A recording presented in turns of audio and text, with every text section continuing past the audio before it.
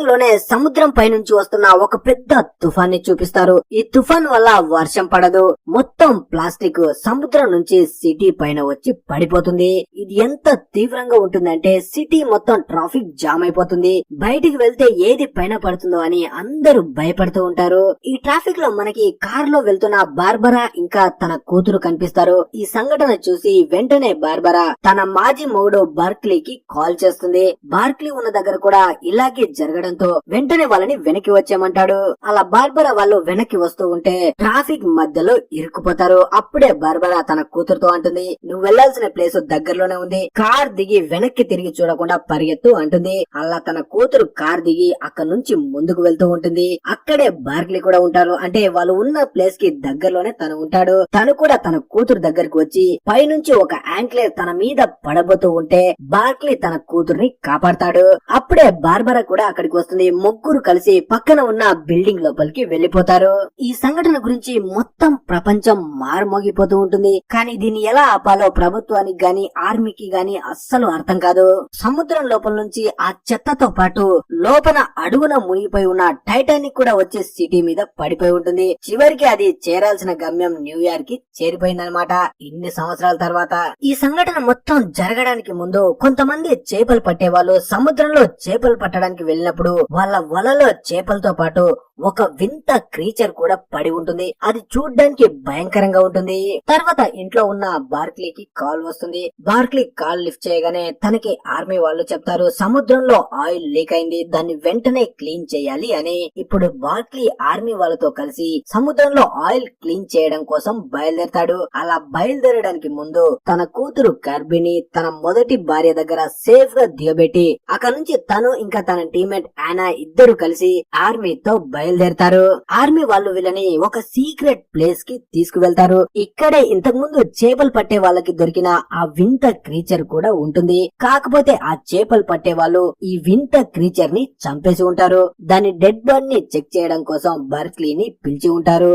అలాగే army general అక్కడికి వచ్చి బర్క్లీ వాళ్ళతో అంటాడు, ఆ చేపలు పట్టే వాళ్ళు దీన్ని చంపిన తర్వాత మొత్తం ఇంటర్నెట్ లో దీని ఫోటోస్ స్ప్రెడ్ చేయాలి అనుకున్నారు. కాకపోతే మేమే వాళ్ళకి పైసలు ఇచ్చి ఈ న్యూస్ ఎక్కడ బయటకి రాకుండా చూసాం. ఎందుకంటే ఆర్మీ ఆ బాడీ పై రీసెర్చ్ చేయాలి అనుకుంటుంది. అలాగే జనరల్ ఇంకో విషయాన్ని కూడా చెప్తాడు, పాతకాలంలో మా అమ్మమ్మ వాళ్ళు ఈ జీవుల గురించి చాలా సార్లు చెప్పేవాళ్ళు. వీటిని హోమో ఆక్వా అంటారు. ఇవి నీటి అడుగున చాలా లోతులో ఉంటాయి. వెంటనే అక్కడ ఉన్న సైంటిస్ట్ ఆ క్రీచర్ ని చెక్ చేయడానికి వెళ్ళినప్పుడు దాని మెడ భాగంలో వాళ్ళకి బాల్ ఆకారంలో ఉన్న ఒక వస్తువు దొరుకుతుంది. ఇంతకు ముందు సముద్రంలో దొరికిన ఇంకో క్రీచర్ లో కూడా సేమ్ ఇలాంటిదే వాళ్ళకి కనిపించి ఉంటుంది. తర్వాత మొత్తం ఆర్మీ సముద్రం ఒడ్డుకు వెళ్లి ఒక డివైస్ సహాయంతో సముద్రంలోకి సిగ్నల్ పంపి ఆ వింత జీవులు బయటికి వస్తే వాటితో కమ్యూనికేట్ అవ్వడం కోసం వెయిట్ చేస్తూ ఉంటారు. రాత్రి వరకు అక్కడే వెయిట్ చేస్తూ ఉంటారు. ఇక్కడ సారా మార్గన్ అనే ఇద్దరు ఆర్మీ వాళ్ళకి ఆ డెడ్ బాడీని చూసుకునే బాధ్యతని అప్పగిస్తారు. అలా ఇద్దరు ఆ డెడ్ బాడీ దగ్గర కూర్చొని ఉన్నప్పుడు సడన్ గా వాళ్ళు ఉన్న ప్లేస్ లో కింద నుంచి వాటర్ ఒక్కసారిగా బయటకు వస్తాయి. సారా కిందకు పడిపోతుంది. మార్గన్ తనని కాపాడడానికి ట్రై చేస్తాడు. కాకపోతే నీళ్లు ఎక్కువగా రావడంతో తను కూడా ఆ నీళ్ల లోపలికే వెళ్లిపోతాడు. సడన్ గా ఒక క్రీచర్ నీళ్లలోంచి బయటకు వచ్చి చనిపోయిన క్రీచర్ డెడ్ బాడీని లోపలికి తీసుకుని వెళ్లిపోతుంది. మార్గన్ నీళ్ల లోపలికి వెళ్లడానికి ముందు ఆర్మీ వాళ్ళకి సిగ్నల్ ని పంపి ఉంటాడు. కాకపోతే రాత్రి అవ్వడం వల్ల అందరూ పడుకొని ఉంటారు. అందువల్ల వీళ్ళ సిగ్నల్ ని ఎవరు పట్టించుకోరు. కొంతసేపటి తర్వాత అలారమ్స్ మోగగానే మొత్తం ఆర్మీ అక్కడికి వస్తారు. జనరల్ లోపలికి వచ్చి అక్కడ ఉన్న బాడీని చూస్తే అది కనిపించదు. అలాగే సారా వాళ్ళకి కాల్ చేస్తే కింద భూమిలో నుంచి సిగ్నల్ వస్తుంది. వెంటనే అక్కడ తవ్వితే లోపల మార్గన్ చేయి కనిపిస్తుంది. దాంతో వీళ్ళు షాక్ అవుతారు. ఆ మాన్స్టర్ ఇక్కడికి వచ్చినప్పుడు మొత్తం వాటర్ పైకి వస్తాయి. కానీ అవి వెళ్లిపోయిన తర్వాత మళ్ళీ యథావిధిగా భూమిలా మారిపోతుంది. ఈ సంఘటన చూసిన తర్వాత బార్క్లీకి అర్థమవుతుంది తనని నార్మల్ పని కోసం తీసుకురాలేదు, ఇది చాలా పెద్ద విషయము అని. అలాగే ఈ క్రీచర్ గురించి పక్కన ఉన్న యానాని అడుగుతాడు. అప్పుడు యానా అంటుంది, మేము ఇలాంటి మిషన్స్ మీదే వెళ్తూ ఉంటాము, కాకపోతే ఇది చాలా ప్రత్యేకమైంది. ఈ హోమో ఆక్వా అనేటివి సముద్రంలో ఉండే జీవులు కావు. వేల సంవత్సరాల క్రితం మనుషుల కంటే ముందు అవి ఈ భూమి మీద బతికేవి. కాకపోతే చాలా ఏళ్ల క్రితమే నీటి అడుక్కు వెళ్లిపోయాయి. ఇప్పుడు మళ్ళీ అవి మేలుకున్నాయి అంటుంది. అదే రోజు రాత్రి ఒక క్రీచర్ సముద్రం లోపల నుంచి బయటికి వస్తూ కనిపిస్తుంది. అనిపిస్తుంది. మొత్తం ఆర్మీ గన్స్ ని దానికి గురి పెడతారు, కానీ జనరల్ గన్స్ ని దించమని చెప్తాడు. ఎందుకంటే జనరల్ ఆ క్రీచర్స్ తో మాట్లాడాలనుకున్నాడు కాబట్టి ఒక డివైస్ సహాయంతో జనరల్ ఆ క్రీచర్ తో మాట్లాడుతూ ఒక ఒప్పందం చేసుకుంటాడు. కానీ ఆ క్రీచర్ చాలా కోపం మీద ఉంటుంది, ఎందుకంటే వాటిలో ఒక క్రీచర్ ని చేపలు పట్టే వాళ్ళు చంపేశారు కాబట్టి. అప్పుడే జనరల్ మాలో 2 సోల్జర్స్ ను కూడా మీరు చంపేశారు, దానికి దీనికి చెల్లైపోయింది, ఇక మనం డీల్ చేసుకుందాం అంటాడు.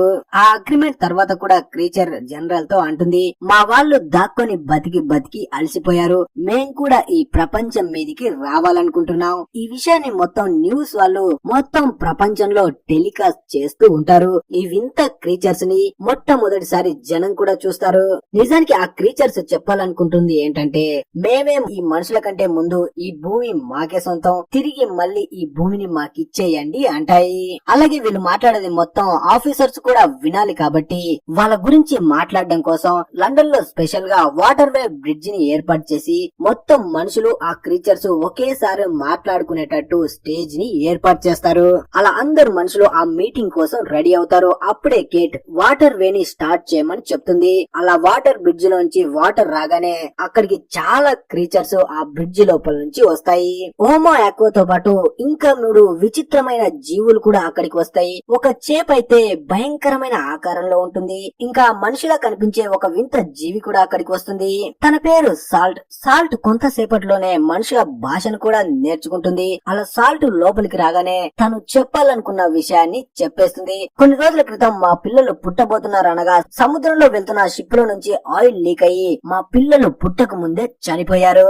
అప్పుడే జొనథన్ కేట్ తో అంటాడు, మీ బాధను మేము అర్థం చేసుకోగలం, మేం చేసింది కూడా తప్పే, దానికి మేము ఏం చెయ్యాలో చెప్పమని అంటాడు. కానీ సాల్ట్ మాత్రం తన మాటల్ని మధ్యలోనే ఆపి, మీ గురించి నేను అస్సలు మాట్లాడను, నేను ఏమైనా మాట్లాడాలనుకుంటే బర్క్లీతో మాట్లాడతాను అంటుంది.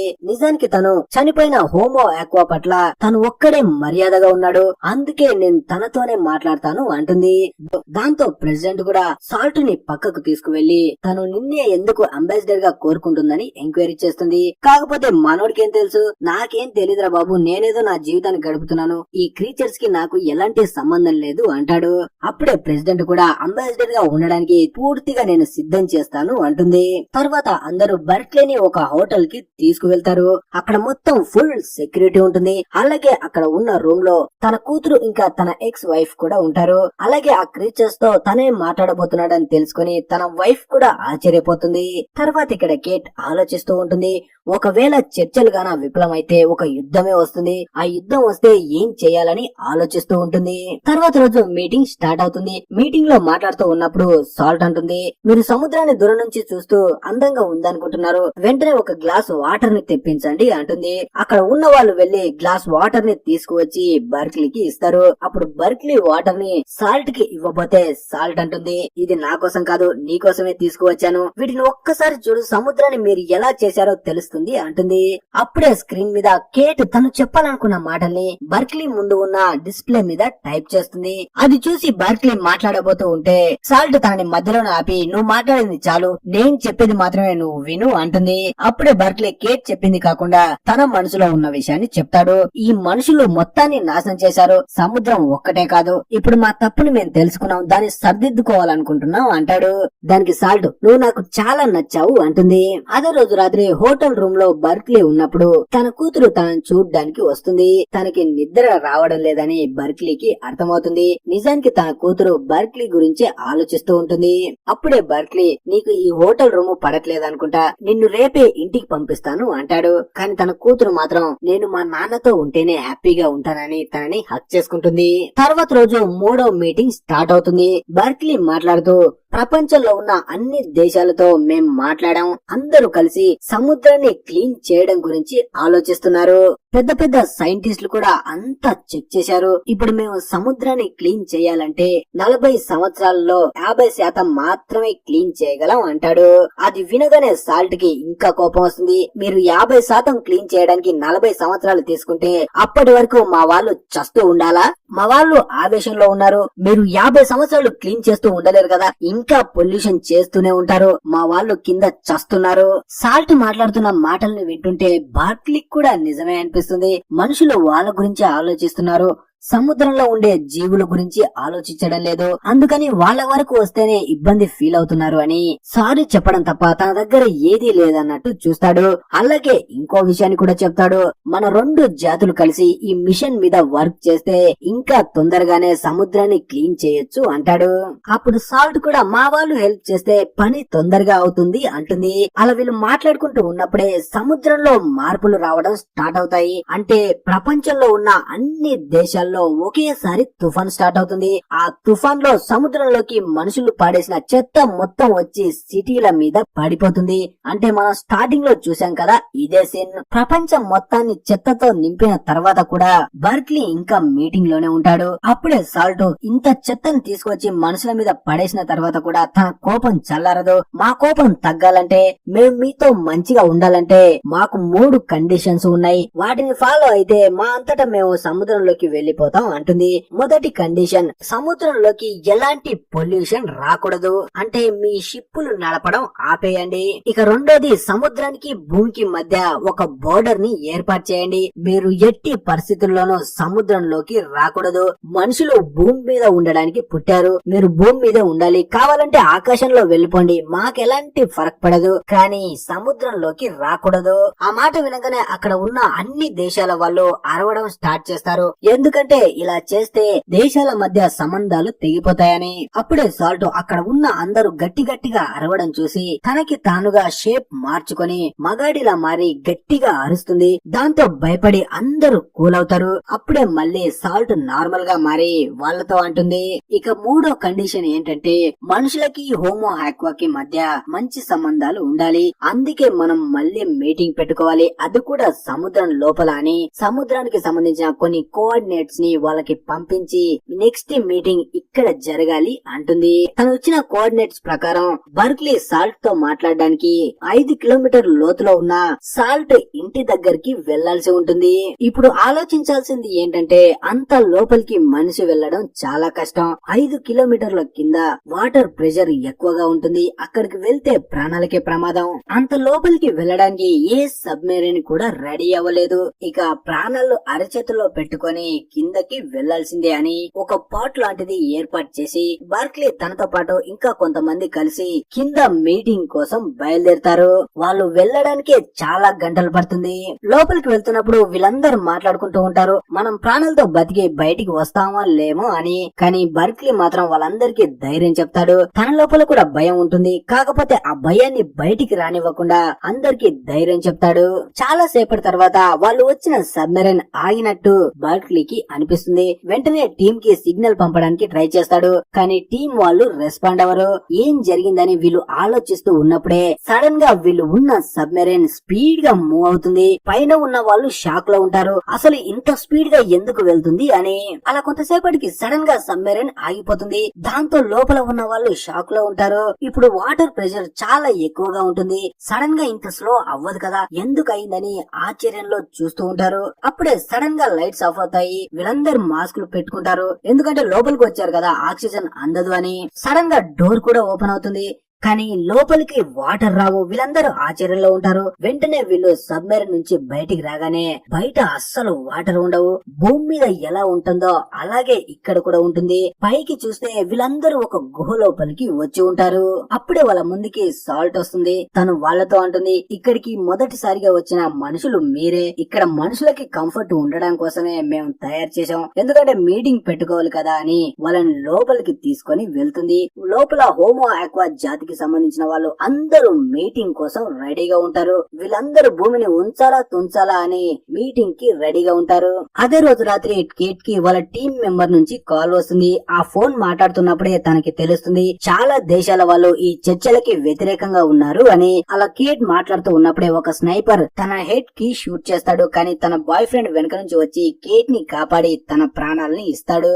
ఇక్కడ బర్క్లీ వాళ్ళు మీటింగ్ కోసం రెడీగా ఉంటారు, కానీ అక్కడే ఉన్న డెడ్ అనే వ్యక్తి మాస్క్ ని తీయడు. బర్క్లీ వాళ్ళు అందరూ మాస్కుల్ని తీసేస్తారు. అలా డెడ్ తన చేతిలో ఒక గ్లోబ్ ఆకారంలో ఉన్నదాన్ని సాల్ట్ దగ్గరికి తీసుకువెళ్తూ కనిపిస్తాడు. దాంతో తనని చూడగానే బర్క్లీకి డౌట్ వస్తుంది, వీడేదో చెయ్యబోతున్నాడు అని. అలా వెంటనే డెడ్ ని ఆపడానికి అక్కడికి వెళ్లే లోపే తన చేతిలో ఉన్న డివైస్ యాక్టివేట్ అయ్యి పెద్దగా బాంబ్ బ్లాస్ట్ జరుగుతుంది. అక్కడ ఉన్న హోమో ఆక్వా జాతికి చెందిన వాళ్ళు చాలా మంది చనిపోతారు. అలాగే మీటింగ్ కోసం వచ్చిన మనుషులు కూడా చనిపోతారు. కానీ సాల్ట్ మాత్రం బర్క్లీని కాపాడి అక్కడ నుంచి తీసుకువస్తుంది. ఇక్కడ పైన ఉన్న మనుషులు మాత్రం వాళ్ళ నిజ స్వరూపాన్ని బయట పెడతారు. సాల్ట్ బయటకు వచ్చి చర్చల కోసం వెళ్ళిన మనుషుల్ని మొత్తం నేనే చంపేశాను. ఇక నుంచి చర్చలని వస్తే మిమ్మల్ని అందరినీ చంపేస్తాను. చర్చలు లేవు, ఏమీ లేవు, ఇక యుద్ధం మాత్రమే మిగిలి ఉంది అన్నట్టు తన వీడియోని అన్ని దేశాల వాళ్ళు రిలీజ్ చేస్తారు. నిజానికి అది ఫేక్ వీడియో అయి ఉంటుంది.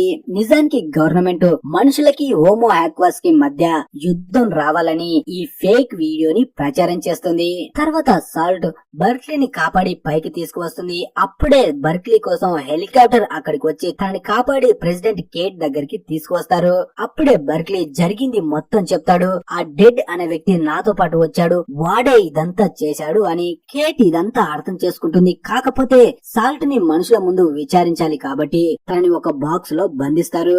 అలాగే ఆ డెడ్ అనేవాడు కూడా ఎవడు అని మొత్తం ఎంక్వైరీ చేస్తారు. వాడికి స్టేజ్ 4 క్యాన్సర్ ఉంది. ఆ క్యాన్సర్ కారణంగా వాడు ఎవడు ఏం చెప్పినా చేయడానికి కూడా రెడీ అయ్యాడు. ఈ పని చేసింది ఎవడు మేము త్వరలో కనిపెడతామని అందరూ ఆఫీసర్స్ అంటారు. తర్వాత గవర్నమెంట్ వాళ్ళు సాల్ట్ ని ఎంక్వైరీ కోసం తీసుకువెళ్తూ ఉంటారు.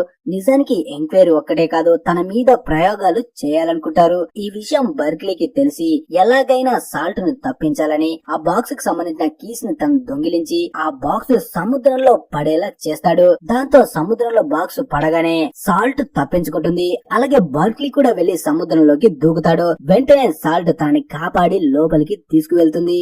తర్వాత మళ్ళీ మనుషులకి హోమో ఆక్వాకి మధ్య మీటింగ్ జరుగుతుంది. ఈ మీటింగ్ లో సాల్ట్ కి బదులుగా టెడ్ అనే వ్యక్తి వచ్చి కేట్ తో మాట్లాడతాడు. మీ మనుషులు ఎంత దుర్మార్గులు, మా మీద దాడి చేయడం కోసం మీ వాళ్ళను కూడా చంపుకున్నారు. అలాగే సాల్ట్ ఎక్కడుందో మాకు అప్పగించండి అంటాడు. కానీ కేట్ మాత్రం బర్క్లీ సహాయంతో తను తప్పించుకుంది, తనని మేము విచారించాలి, తన వల్లే ఇదంతా జరిగిందని మనుషులు అనుకుంటున్నారు అంటుంది. కానీ టేడు తనని వెతకండి, తను ఎక్కడ ఉందో మాకు అప్పగించండి, లేదంటే మాకు మనుషులకి మధ్య పెద్ద యుద్ధమే జరుగుతుంది, దాన్ని మీరు చూస్తారు కూడా అని అక్కడి నుంచి వెళ్లిపోతాడు.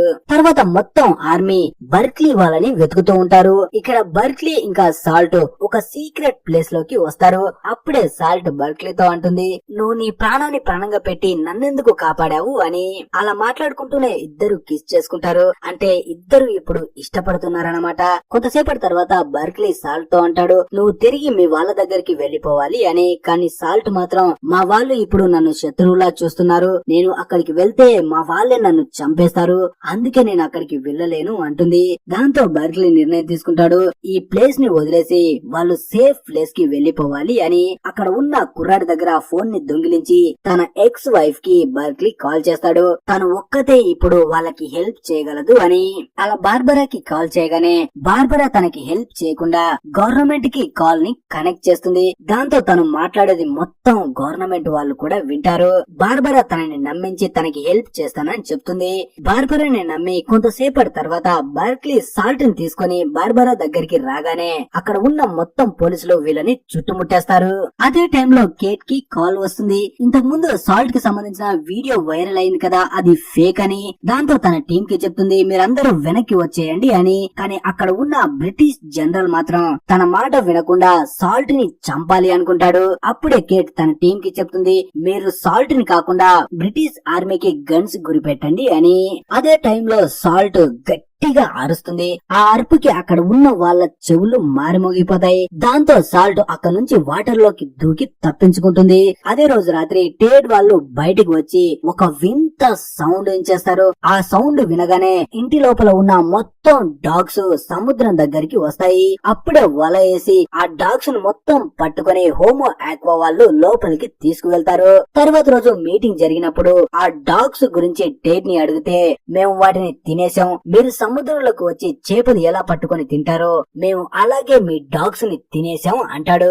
అలాగే శాటిలైట్ ద్వారా మనుషులకి తెలుస్తుంది అంటార్కిటికాలో మంచు కరుగుతుంది అని. దీనికి కారణం హోమో ఆక్వానే. వీళ్ళు ఇలాగే వదిలేస్తే ఆ మంచు మొత్తం కరిగి పెద్ద ప్రమాదమే రాబోతుందని వీళ్ళకి తెలుస్తుంది. అప్పుడే జోనాథన్ టేడ్ తో మాట్లాడుతూ మాకు కొంత టైం కావాలి అంటాడు. కానీ టేడ్ మాత్రం మీకు 5 సంవత్సరాల టైం ఇస్తున్నాను, మొత్తం సముద్రాన్ని మళ్ళీ క్లీన్ చేయాలి, లేదంటే భూమి మీద మనిషి అనేవాడే లేకుండా చేస్తాం అంటాడు. తర్వాత ఆర్మీ వాళ్ళు బర్క్లీని కూడా బంధించి ఉంటారు. సాల్ట్ తప్పించుకోవడానికి తను హెల్ప్ చేశాడు కాబట్టి ఇప్పుడు తనని ఒక హోటల్ రూమ్ కి తీసుకువెళ్లి అన్ని కెమెరాస్ ముందు వదిలేస్తారు. అలా అక్కడ ఒక డ్రింక్ తాగగానే సడన్ గా తను స్పృహ కోల్పోతాడు. తను స్పృహ కోల్పోయిన తర్వాత కొంతమంది తన రూమ్ లోకి వచ్చి తనకి ఒక ఇంజెక్షన్ ఇచ్చి తన ఫింగర్ ప్రింట్ ని తీసుకుంటారు. రాబోయే రోజుల్లో ఏదైనా తప్పు చేస్తే ఏదైనా కేసులో తనని ఇరికించొచ్చు అని. అలా సైంటిస్టులు అక్కడి నుంచి వెళ్లిపోయిన తర్వాత కొంతసేపటికి బర్క్లీకి మెలకు రాగానే తను సముద్రం ఒడ్డుకు వెళ్తాడు.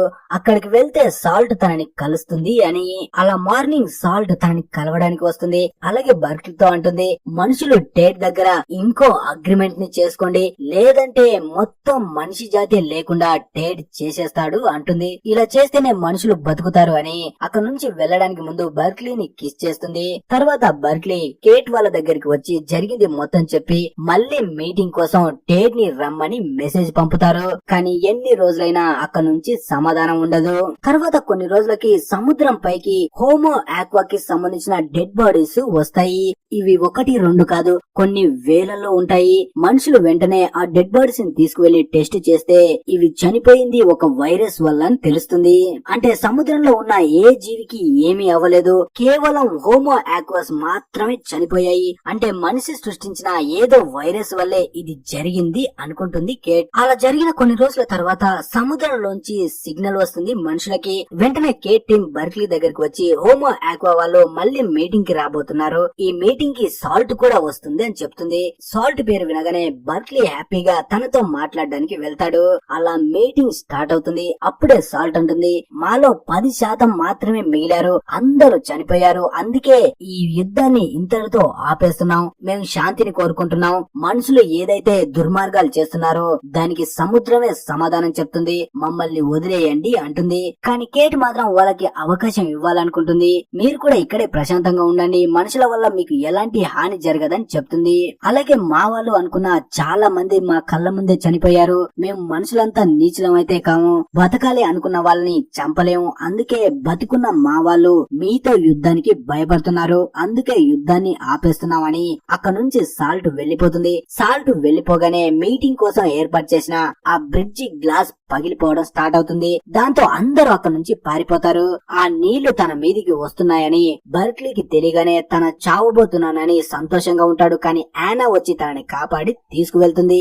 తర్వాత కేట్ కి బర్క్లీ డిఎన్ఏ రిపోర్ట్స్ వస్తాయి. ఆ రిపోర్ట్స్ లో తన డిఎన్ఏ మారిపోయింది, తను కూడా హోమో ఆక్వాలా మారిపోతున్నాడని తెలుస్తుంది. ఈ విషయం బర్క్లీకి తెలియగానే తను వెంటనే పరిగెట్టుకుంటూ సముద్రం దగ్గరికి వెళ్తాడు సాల్ట్ ని కలవాలని. అలా సాల్ట్ ని కలిసి తను కిస్ చేయగానే తన బాడీలో మొత్తం మార్పులు రావడం స్టార్ట్ అవుతాయి. తను నీళ్లలో కూడా శ్వాస తీసుకోగలడు. అంటే ఇప్పుడు తను ఎక్కడ ఉండాలో నిర్ణయించుకునే టైం వచ్చిందనమాట. అంటే తను పూర్తిగా హోమో ఆక్వాగా మారిపోతున్నాడు. అలాగే తను నిర్ణయం తీసుకుంటాడు, తను సాల్ట్ తో కలిసి సముద్రంలోనే ఉండాలనుకుంటున్నాడని. అలా సాల్ట్ తో కలిసి సముద్రంలోకి వెళ్లిపోతాడు. అలా వీడియో ముగుస్తుంది. మరి వీడియో నచ్చితే లైక్ చేయండి, ఛానల్ ని సబ్స్క్రైబ్ చేసుకోండి.